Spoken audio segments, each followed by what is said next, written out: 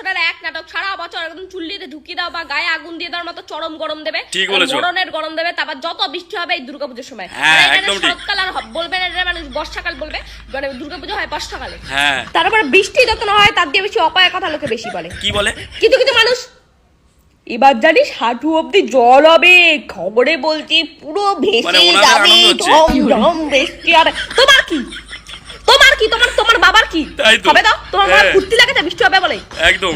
আমরা মরছি, আমাদের জ্বালা, নতুন জামা কিনেছি, নতুন সবকিছু কিনেছি, পরে বেরোবো ঠাকুর দেখতে, আর তুমি তো ঘরে বসে কুটকাচালি করবা, তোমার তো অন্য কোনো কাজ নেই, তাহলে তুমি তো বলবাই। তোমার ওই অপয়া মুখের কথা যদি লেগে যায়, তুমি সারাদিন ঝমঝম বৃষ্টি হবে বলো, তোর মনে ধমকাটা মেরে দিই মনে হয় না? মানে রোদ উঠলে ওদের অপয়া কথা যাবে না, এতদিন আমাদের পেছনে পড়ে থাকতো, এখন রোদের পেছনে পড়ে থাকতো।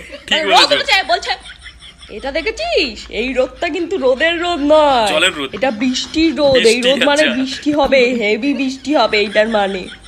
তুমি কথা দিয়ে জানলা? তুমি কি আবহাওয়া দপ্তর? তুমি কথা দিয়ে জানলা? তোমার অপয়া কথা তুমি কথা দিয়ে বললা? তোমার মেঘ বৃষ্টি হয়, রোদ আমার কোথা দিয়ে বৃষ্টি হয় তুমি সব জানা আছো। প্রত্যেক বছর যদি এরকম ভাবে শরৎকালে বৃষ্টি হতে থাকে, তাহলে তো এবার দুর্গাপূজা ভাই আমাদের চেঞ্জ করতে হবে, শীতকালে দিতে হবে আমাদের দুর্গাপূজা। মানে কিছু করার নেই, কারণ দুর্গাপূজা মানে আমাদের তো ঘুরতে হবে, আন্দোলন করো। দুর্গাপূজা মানেটা কি? ঘুরবা, খাবো, জনম খাওয়া। ওই জন্যই তো আমরা দুর্গাপূজা এত সুন্দর করে বড় জাঁকজমক করে স্বার্থপরে যাচ্ছে আমরা, ওই জন্য তো এত বড় করে পালন করি, ওই জন্য তো করি।